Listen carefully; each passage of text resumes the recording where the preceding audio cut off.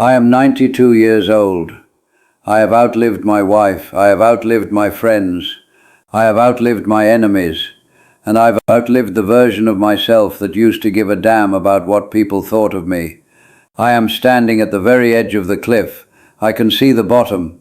And before I go over, I need to turn around and tell you, the people still back there at the party, what I see. Because you are living a lie, you are walking around with this arrogant, comfortable delusion that you have time. You treat your days like they are cheap, like you have an infinite supply of them in the bank. So, I'm here to tell you that you are broke. We are all going to die. You know this intellectually, but you don't know it. You don't feel the cold steel of it against your neck. If you did, you wouldn't be living the way you are. So, let me tell you about a man named Jack. It was 1968. Jack was my best friend. He was smarter than me, better looking than me, and richer than me. He was a shark. We were having a drink one night, celebrating a massive deal he just closed. He was smoking a Cuban cigar, leaning back in his leather chair, and he looked at me and said, "Frank, 5 more years. That's the strategy. I grind for 5 more years. I hit the number. Then I'm done. Then I take Mary to Italy. Then I learn to paint. Then I start living." Jack had a plan. He had a roadmap. 3 days later, Jack walked out of his office building, grabbed his chest, and hit the sidewalk before he even realized he was falling. Massive heart attack. He was 42 years old. He never went to Italy. He never painted a damn thing. I stood over his casket, and the tragedy wasn't that Jack died. We all die. The tragedy was that Jack spent his entire existence waiting to live. He treated his life like a waiting room for a better future that never arrived. And the cruelest part, I went to his office a week later to clear out his desk. His calendar was booked for the next 6 months. His inbox was full of urgent messages. The world didn't stop because Jack died. His company replaced him in 2 weeks. His clients forgot his name in a year. And right now, looking at you, I see Jack. You are telling yourself the same lie. I'll be happy when I get the promotion. I'll take the trip when the kids are older. I'll forgive my brother when he apologizes. Let me give you a hard fact from a 92-year-old man. There is no later. There is only now. And if you are trading your now for a later, that isn't guaranteed. You are making the worst bet in the history of gambling. Let's talk about your stuff. I look at your generation. You are obsessed with accumulation. You buy things you don't need. With money you don't have to impress people you don't even like. I live in a small room now. I have a bed, I have a chair, I have a picture of my wife. I used to have a big house. I used to have a luxury cars. I used to have a garage full of toys.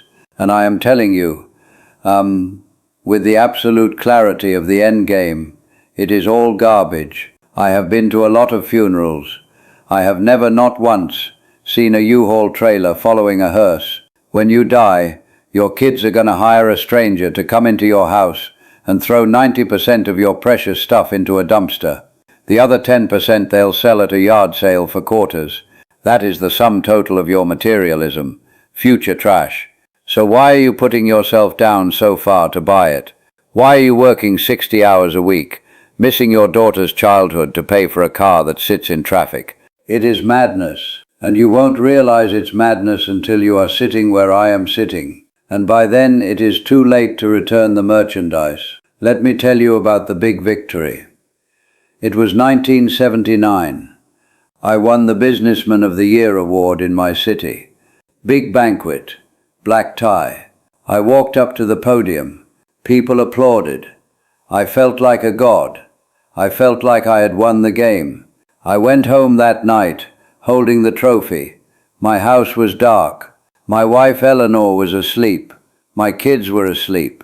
I sat at my kitchen table alone, drinking a scotch, staring at this piece of glass. And I realized the applause had stopped. The people at that dinner didn't care about me. They cared about what I could do for them. And the people upstairs, the people who actually love me, I had neglected them for months to win that piece of glass.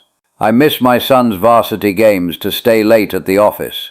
I miss my anniversary dinner to close a merger. And for what? That trophy is currently in a box in a basement somewhere. I don't even know where it is.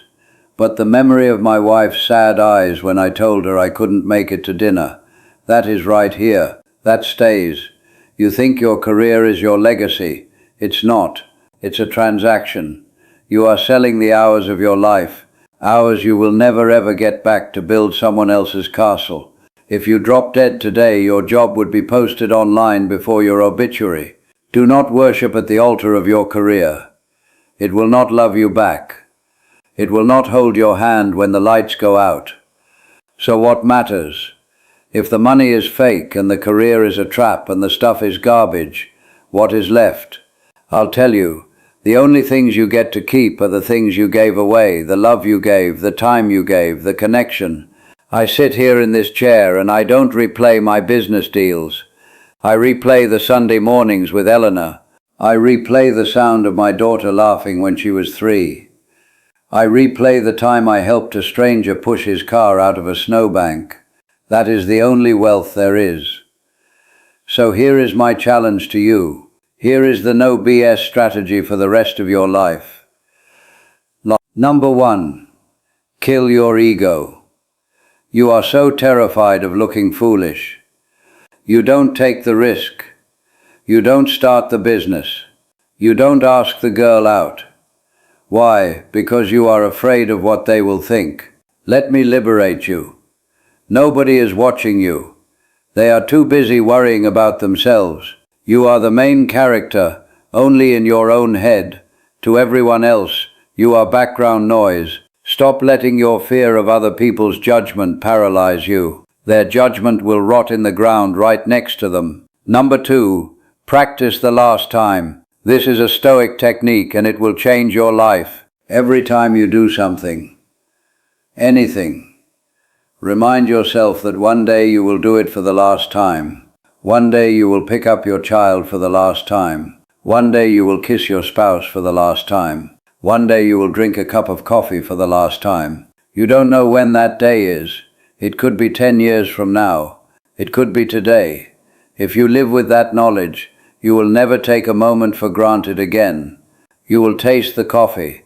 You will hold the hug a little longer. Number 3, wake up. I'm 92. My back hurts. My eyes are dim. But you have the golden ticket. You have your health. You have your youth. And you are spending it scrolling through a phone.